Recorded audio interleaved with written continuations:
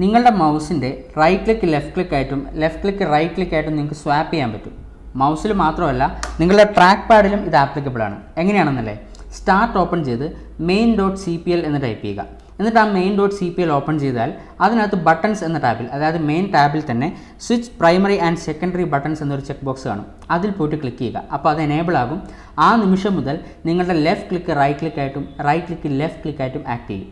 ഇനി ഓക്കെ കൊടുക്കാനും അപ്ലൈ കൊടുക്കാനും ഒക്കെ നിങ്ങൾ റൈറ്റ് ക്ലിക്ക് ചെയ്യേണ്ടി വരും. ഫോൾഡറും ഫയൽസൊക്കെ ഓപ്പൺ ചെയ്യാൻ വേണ്ടിയിട്ട് സാധാരണ നമ്മൾ ഡബിൾ ക്ലിക്ക് ചെയ്യും. ഇവിടെ അതിന് പകരം 2 പ്രാവശ്യം റൈറ്റ് ക്ലിക്ക് ചെയ്യേണ്ടി വരും.